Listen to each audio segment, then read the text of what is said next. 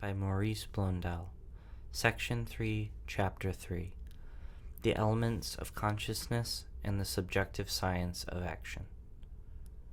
The positive sciences subsist only thanks to a permanent postulate.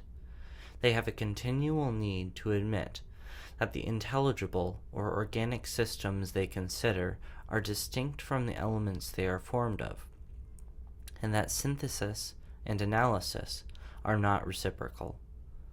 For, as we saw, not knowing the whole of anything, we would not know anything of the whole if in the given phenomenon there were only a mechanical complex, and if the synthesis, constructed a priori or observed a posteriori, were not a distinct whole and a new entity, and a new unity.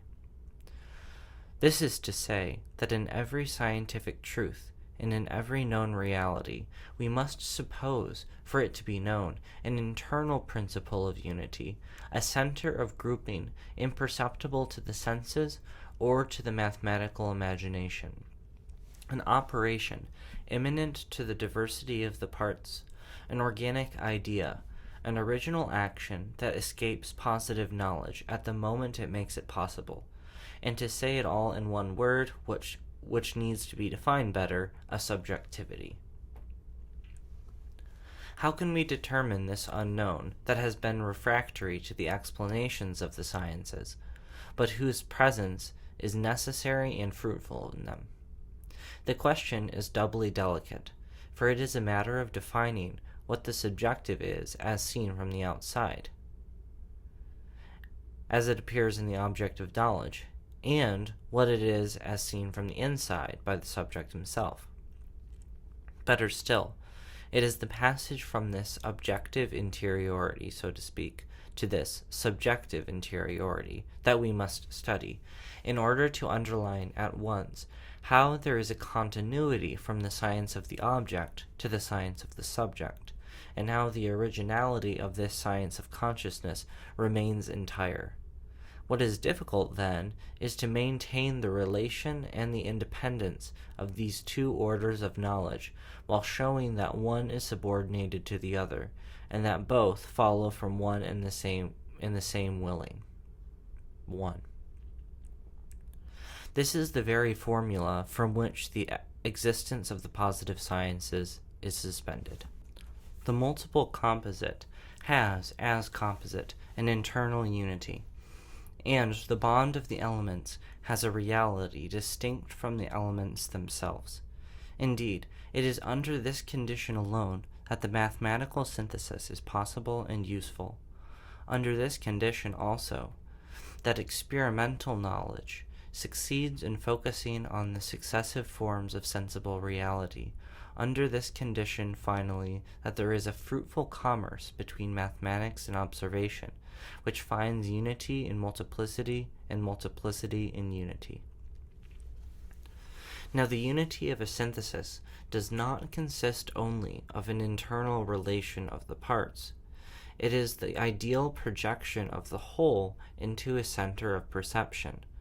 The vinculum, bond, is of an intelligible and, in truth, a subjective nature. But if this indivisible union of a multiplicity interior to itself already surpasses the domain of the positive sciences, it is, nevertheless, even in the eyes of the scientist, their first postulate. And to reach it is to have ascended to the summit from which another slope is discovered. What we must look at now, therefore, is how phenomena are interiorized, and how, from objective knowledge itself, we are led to extract a more and more precise notion of the subjective. In considering right from their point of departure the homogeneity of a solidary whole, so as to introduce into it the abstract differentiation and the relations of the parts, the exact sciences recognize a principle of unity at the heart of the universal solidarity, and suppose an invisible bond in the diffuse multiplicity, since without this unity neither whole nor parts nor relation nor knowledge would be possible. The whole, merely by being considered as a whole, is more than the sum of its elements, for it appears as it appears, only by being brought back to this unity of a system. The part, merely by being a part, is more than itself alone, for it expresses its relation with all the rest. If we reflect on the development of the exact sciences and on the architecture of their abstract constructions, we shall discover that in their successive syntheses they insinuate a growing character of subjective ideality. If, on the other hand, it is true, as the sciences of nature have recognized, that all real unity from their viewpoint is synthetic and symbolic, there is, therefore, even in the most subtle element that experimental analysis can attain, the implicit affirmation of an inside, of an internal center of projection, to which a virtual multiplicity is related. And in all the hierarchy of organic combinations and forms, systematic unity is more and more marked as the sign of an eminent principle of perception and organization. Thus, on both sides, in the field of mathematical construction, as well as among the living productions of nature, the phenomenon is better perceived and is all the more intelligible and seems all the more objective, as manifesting a more complex intrinsic organization. It reveals a growing subjectivity. What is for us the principle of the knowledge we have of it is what seems in it the principle of its synthetic reality and of its internal perceptions. In one sense, it is known in the same way that it is. It seems to be in us to the extent that it is in itself. Prescinding from all ontological preoccupation, then, the phenomenon is neither more nor less a perceiving than it is a perceived. And from this viewpoint, the ancient formulation of Parmenides is exactly right. Knowledge is identical with its object. But that is still only an exterior way of defining the presence of a subjective element at the heart of all positive data. To arrive at determining, in the continuity of the universal phenomenon, the relation of the external facts and of the internal facts, whose double irreducible and solidary process has always seemed an enigma, we must advance further. It is in analyzing the very constitution and formation of the phenomenon, as the sciences have taken it in and exploited it, that the unconscious sources of conscious life will be discovered. For it has appeared that the sciences are not constituted and consolidated, that their principles, their methods, and their results have no coherence in efficacy, that the phenomena which they make the matter of their study do not have any consistency and reality except inasmuch as a mediating action intervenes at the origin, in the course, at the end of their development. Hence, it is not enough, indeed, in the detail of each scientific truth, to unravel the subjective element that hides in it. We must, in the whole of positive knowledge, and in the total system of phenomena, grasp in act the very progress of subjective life. Thus, after having passed from the external fact and from the object of the sciences to the notion of an interior or of an inside, we shall now penetrate from the notion of the subjective into the very consciousness of the subject, e vinculo perceptionis ad vinculum perceptientis, from the bond of perception to the bond of the perceiver. Without parting ways with the positive sciences, we shall see rising from them, then, what they seem inclined to deny or to exclude, the psychological fact. By a sort of internal evolution, consciousness emerges from the surrounding universe, whence it draws its nourishment. But it distinguishes itself from it, and emancipates itself from it. And why? Because, if it is true that it sums up in itself all the rest, it is not as a product, it is as an original synthesis that gives more than it borrows from its conditions. A triple relation that is more important to make more precise by sketching out mental embryogeny. 2. To consider the phenomenon as a first given, from which we would only have to draw the notion of a subjective element, would be to reverse the most certain relations. In truth, the phenomenon is what it is only in a function of an activity that contributes in engendering it. We perceive only according to the very order of its production, and the constituting action of the subject is essential to it. If, in effect, the phenomenon is conceived only in relation to universal determinism, if all scientific knowledge focuses on a distinct synthesis of its elementary conditions, if the necessary cohesion of the sciences implies a mediation which they do not explain, what does that mean? It means that even after we have considered the least fact as the expression and the product of all the others, there always remains an irreducible surplus, a kind of virtuality and a power, infinitesimal it is true, but thanks to which the effected synthesis contains and surpasses everything from which it is formed. Hence, there is no phenomenon which, to subsist as such, does not imply an infinite transcending the fact of the entire universe. And it is not on the is it not on the condition of supposing this infinite that calculus has worked in practice? Every object known by science is a synthetic unity. Now each object is tied to the total system. If, therefore, the synthesis is something more than the immense multitude of its conditions, there has to be in it something to contain and dominate this very immensity, a remainder that no doubt is as little as nothing, and which the sciences take into account only to eliminate it. But it is this nothing which from an interior viewpoint is everything, since it is the invisible principle of the synthesis, the soul of all positive knowledge and of every efficacious operation. The simplest Philip raises and answers, in fact, a problem which no abstraction will ever account for. Thus are resolved the antinomies whose presence the analysis of the operations of science revealed. In every positive fact there is a complexity that defies all enumeration, and at the same time the effective production of any phenomenon whatsoever requires that this innumerable multiplicity be understood and actually dominated. On the one hand, the imagination is overcome by the infinite richness of the universally intertwined phenomena.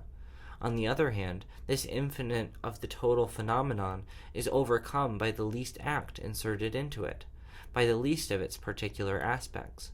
There is, so to speak, an apparent infinite that is the projection and the expression of the infinite interior to every operation of nature or of thought. It is what appears immense on the outside that is truly limited. It is what seems finite and particular, like a being or like a singular fact, that an infinite resides on the inside. And this inside, whence all the positive proceeds, thus has the characteristic of escaping positive knowledge at the moment it makes it possible, by furnishing it with a matter. This is why infinitesimal calculus works only on the condition of first using the mediation of this infinite, without which it would not reach operative reality, and would lack all efficacy. But if it supposes it, it is only to eliminate it immediately, because there is no place for the subjective in the positive order. Or rather, the precise place of this transcendent is the ambiguous locus that seems still to belong and no longer to belong to science, the interval between the smallest assignable magnitude and the zero that is its inaccessible limit. There is inside, therefore, only where we find no longer the subjugation of a part to the whole, but the victory of a point over the entire universe. The subject is not a part of a series, but he is constantly represented in one. He does not appear in the total determinism, but he is, in every detail, the principle of variety and of action. we must see him in that principle. Already in the most abstract, the most mechanical, and in a way, the most exterior conception we can have of things, something of a subject is manifest in them. It is a truth at once mathematical and experimental that everything is solidary, deductive continuity, cosmic concert and conjunction. Now in the mere idea, in the mere fact of solidarity, there appears a general and internal action of the organic system. Indeed, from the moment when the presence of the universe is expressed in a point, and when the point is impressed on all the universe, there is a break in the balance of the homogeneous, and a disproportion between the proper action and passion of each part of the general system. There is, if one cares to use a comparison, the interval between the blow received and the blow returned, and a kind of mechanical reflex. In this sense, we can, without recourse to any metaphysics, interpret the term Leibniz applied to the monads of bare matter, mentes momentae, momentary minds. For in the world, as the scientific knowledge of phenomena first proposes it to us as a set of determined movements, what goes back to the whole from the part is not identical with what came to the part from the whole. This always singular reaction is like a beginning of a subject, a sort of refractive milieu, a more or less natured middle term, an inside, and what we thus call interior is the presence of the whole to its part, and of the part to its whole, without there being an exact symmetry between the passion and the action. That is how force appears. Force, therefore, implies a proper action, which no doubt derives from the universal mechanism, reacts on it, and has to be considered apart, as an empire within an empire. The direct influence of the elementary parts one on the other is complicated in effect by the influence of the totality on the part. The reaction of the one part on the others is not equal to the action directly undergone. A dynamic spontaneity appears. The new and, so to speak, unforeseen way in which the response is made to the exterior excitations is, properly speaking, the scientific acting or being of the subjective phenomenon. From this natural subordination of the parts, what results are not only detached elements vis-a-vis the whole and the other detached elements, but centers of partial equilibrium are formed, more or less stable groupings, systems more apt for representing through their multiple unity the unity and the multiplicity of the whole. Each one of the centers of nutrition, or of perception, so to speak, expresses the mirrors from its viewpoint all the isolated parts, then all the groups, then all the representations of these particular systems that endlessly reflect back to one another their action and their perspectives. Just as 100 spherical mirrors would crisscross and superimpose ad infinitum the growing complication of their images. Now, as soon as the universal concatenation is revealed, no longer only by the set of a whole, or in each detail, but in those solidary groupings that become like a new universe with their proper and internal evolution at the heart of the total system, life appears along with individuality. Life, therefore, is the organization of a little world that reflects the big one, and manifests, even by its internal disposition, the disymmetry and the variety of the universe. Behaving as a whole in relation to its parts, and as a part in the whole, it supposes a double exchange from the outside to the inside, and from the inside to the outside. But how does it interiorize the general system within the individual system it forms, if not through sensibility? That is to say, it finds within its own organization the reflection and the repercussion of all the forces that act upon it. Thus it is that there is a perpetual doubling and true integration of life, which is illumined and vivified, so to speak, by reflecting itself from one center of focus to the other. It has its nourishment in the universe as a whole, and each perception is accompanied by an increase in energy. Every spontaneous action supposes an internal organization of movements, multiple relations, echoes, and repercussions of forces. Also, wherever a natural spontaneity is manifest, there is composition and organism. Actiones et passiones sunt composti. Actions and passions are of the composite. In the diffuse infinity of its determining conditions, what is living thus appears as a concentrated system of coordinated forces, and the infinite of its act is more interior to it than exterior. For the influences it undergoes, instead of bearing it along passively, accumulate and express themselves through special functions, and through a progressive adaptation of the being up to its milieu, and of the parts among themselves.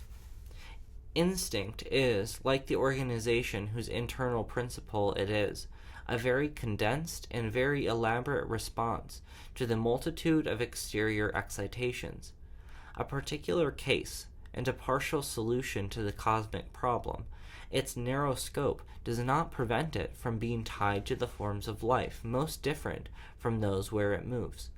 We see that from the difficulties of acclimatization. What psychological activity the animal has is a reduced projection and a determinate concentration of the rest.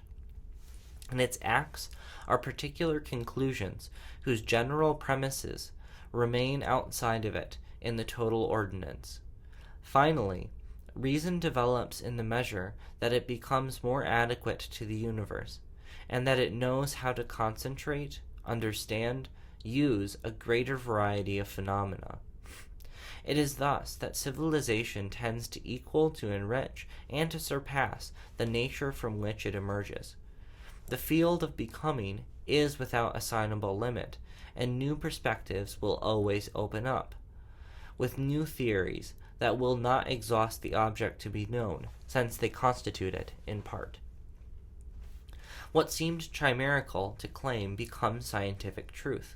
External finality itself recovers once again the characteristic of definite certitude that only internal finality is maintained. Man is a microcosm, summa mundi et compendium, a summification of the world and a compendium. The summary of all the experiences, of all the inventions, and of all the ingenuities of nature, an extract and an original product of the whole. The universe concentrates all its rays in him. Subjective life is the substitute and the synthesis of all other phenomena, whatever that may be. That is how the fact of consciousness is built up little by little. The relation of the subject to the elementary conditions by which he is nourished is manifest, but he can contain and sum up his antecedents only by dominating them. It remains for us to understand this properly. 3.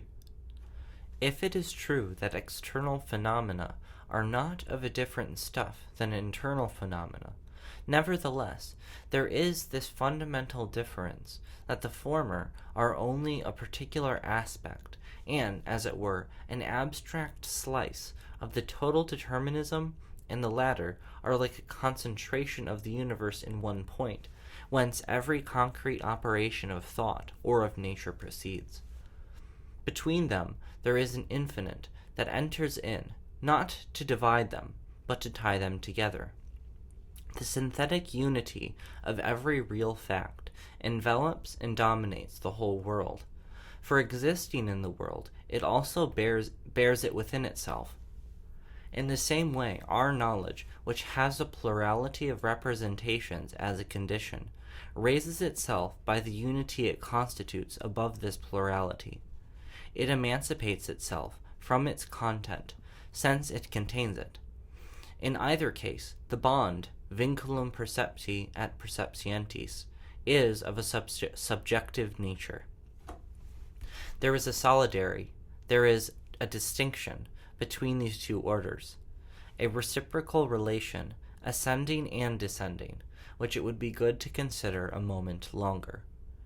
The least glimmer of organization and of subjective life presupposes a prodigious integration of elementary actions and reactions already systematized and more natured, an interweaving of all the threads that necessity spins out to form the growing complexity of forms, of instincts, and of sensibilities.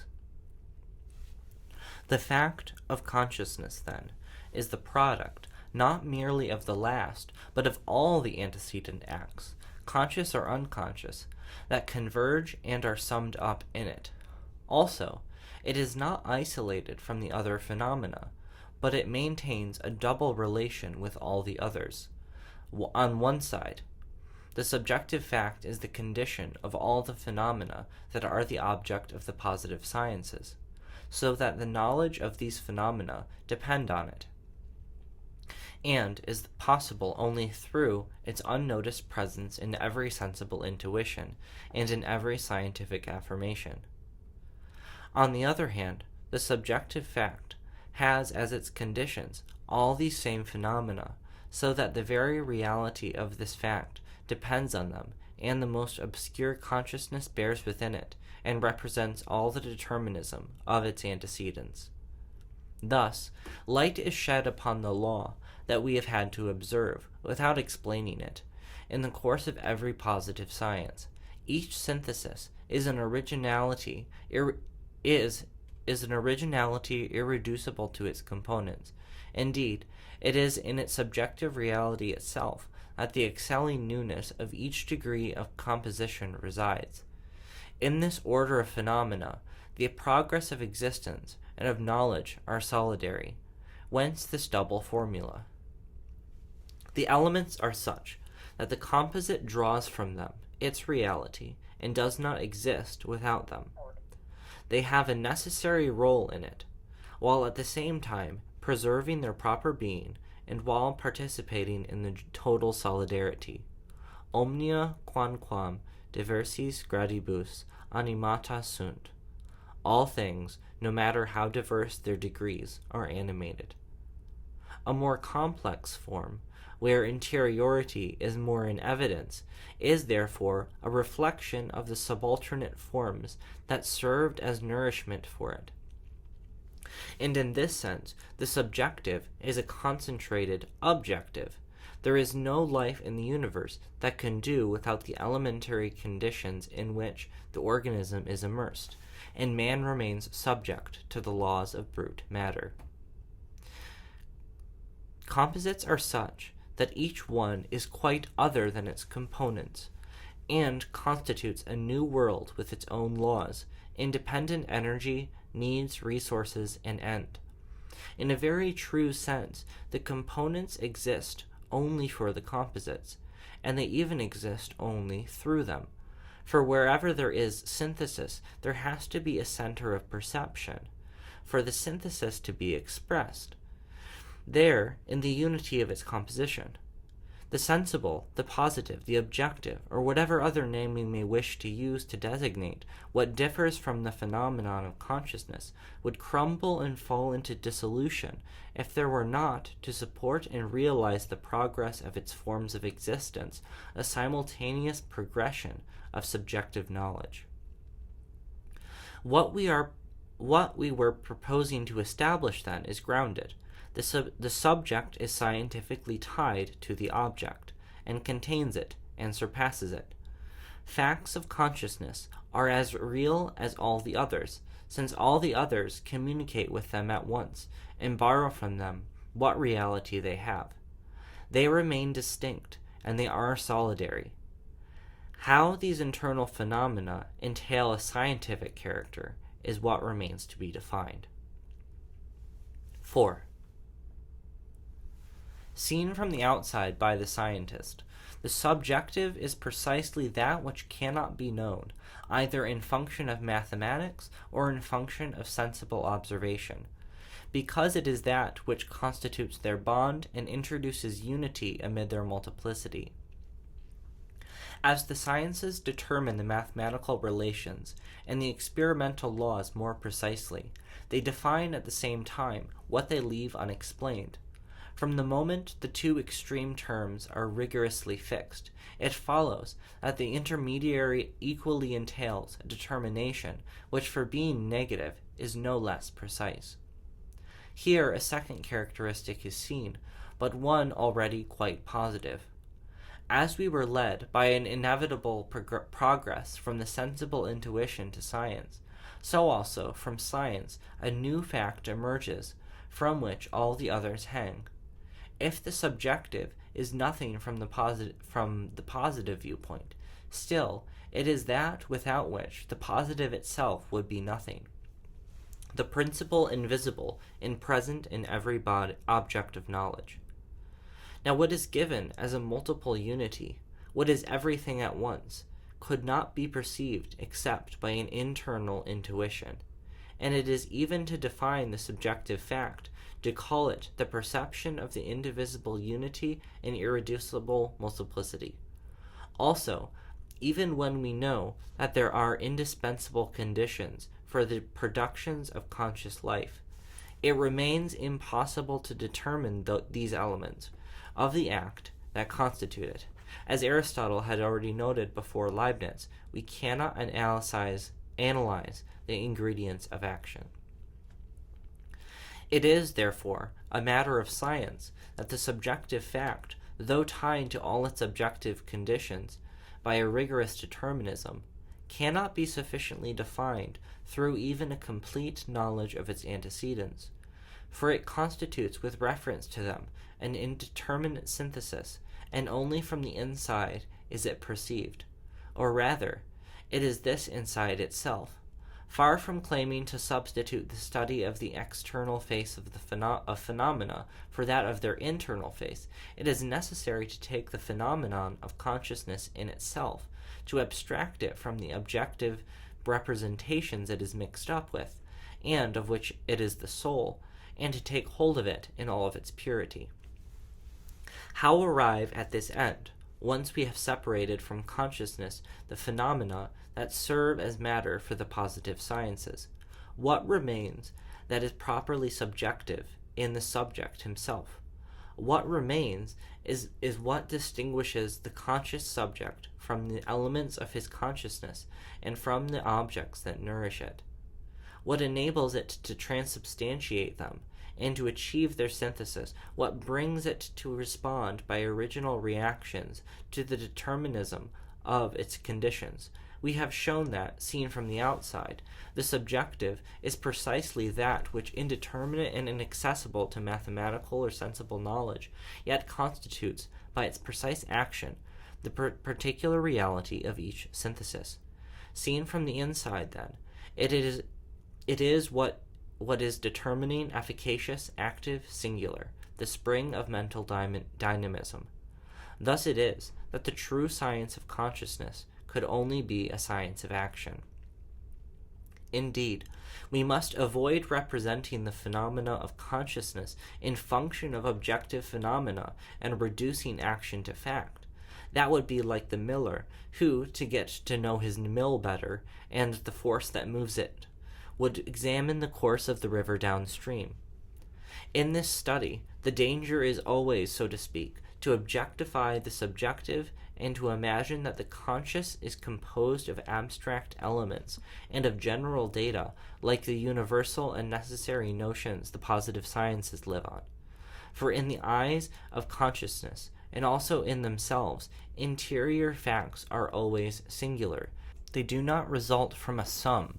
They are not a permanent possibility or a simple extract of the representations that people the stage of consciousness. They are not even the result or the expression of a synthesis, for they are what forms this living synthesis of elements that are themselves living. There is nothing then in properly subjective life that is not as an individual initiative and as a unique case, nothing that is not an act. Thus, then, we begin to enter into the intimate truth of action and to distinguish it radically from what is represented phenomenon. A product detached from its cause, a fact perceived and undergone. In this sense, the least act has a reality, an importance, a dignity, so to speak, infinitely higher than the fact of the universe. This is what explains in the adolescent, in the scientist, or the philosopher, the first rapture or the obstinate pride of thought. Whoever begins nourishing himself on his reflection imagines he discovers what was not known beforehand, a new sun all his own. This is what causes in everyone the dreadful illusion of egoism. The most fleeting interior light has more value and more charm than all the brightness from the outside. The least personal sense that reveals us to ourselves as by an intimate caress has more sweetness and more force than all that comes to us from the world. What is properly subjective, therefore, is not just what is conscious and known from the inside. Properly understood, that is the case for every phenomenon. It is what makes the fact of consciousness be. It is the act, internal and always singular, of thought. A science of the subjective will inevitably be a mental dynamics. 5. But how can we constitute a science of what is thus singular and indeterminable, of what escapes all measurement and all representation, of what is on the way to becoming? How determine what has neither quantity nor quality, since we cannot analyze its elements, nor even consider its complex whole as a definite unity? For the character of each is produced and modified with each successive state. Perhaps this embarrassment is born of a confusion and an abuse of analogy. Forestalled and penetrated by the idea he habitually has of the methods of positive science as of the only type of a truly scientific method, the psychologist is anxious to apply their procedures to subjective science, without noticing that it is a distinct science only insofar as it has a distinct method. In attempting what he calls psychological analyses, in discussing the possibility and the use of synthesis or of mental experimentation, he perverts the meaning of the words and succeeds in outlining only a pseudoscience, because in the very use of his subjective method, he considers the subjective as fact and not as act.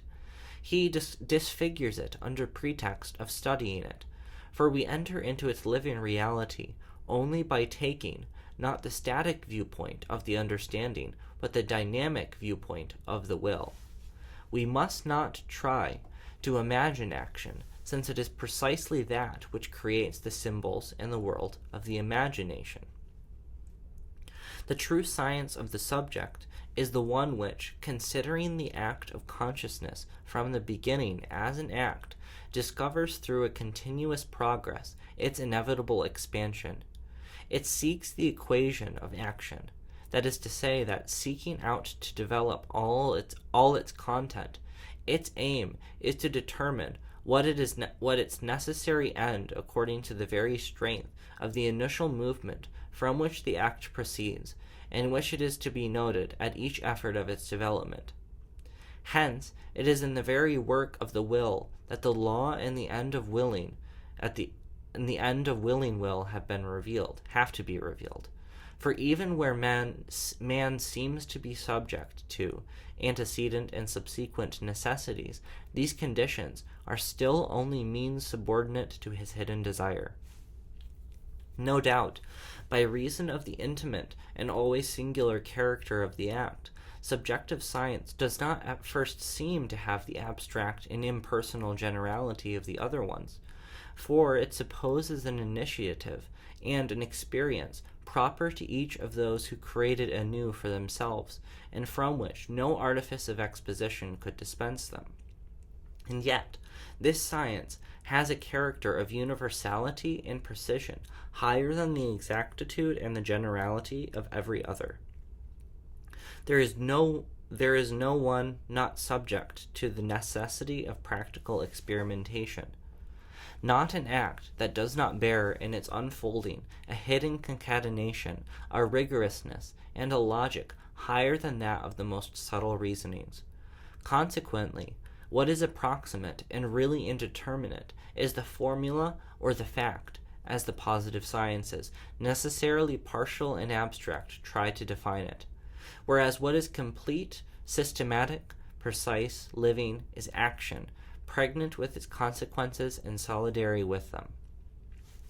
That alone is a true science, where nothing is communicated from the outside, where everything grows from the inside, where we learn only what we make be, where the consequences are deduced with infallible certainty from the premises entrusted to the labor of life, where the rigorous necessity of the conclusions only gives birth to the fruit of the first initiative. For the issue is to determine not what is outside the will like a more or less fictitious object, but what is in it, what is already by merely willing as such, and not by what it wills. Let us look at the road covered in this first stage from the point where we willed that there be something. From the first sense intuition, which appears simple only because it is confused, and which necessarily remains inconsistent, was born the need for science. But positive science does not find within itself the unity and the cohesion it avails itself of, without explaining it. Just as in brute sensation there is already the awakening of a curiosity, without which there would not even be any sensation, so also every positive truth requires the mediation of an act, the presence of a subject, without which there would not be any positive truth. We have shown how this subject arises from the phenomena that are its conditions, and how it distinguishes itself from them totally. The subjective is tied to its antecedents by a continuous bond, and it is in discovering this scientific relation that we see at the same time the irreducible originality of the internal act. From the still exterior unity of the perceived, we passed to the intimate unity of the perceiver, and we restored to the subjective phenomenon its true character of act. But, in defining its relations with the other facts, in maintaining its relative independence, we justified this conclusion, far from being a mere epiphenomenon or a duplicate of physical or physiological phenomena. The act of consciousness harbors and concentrates in the entire milieu it has fed upon. It is a universal receptivity.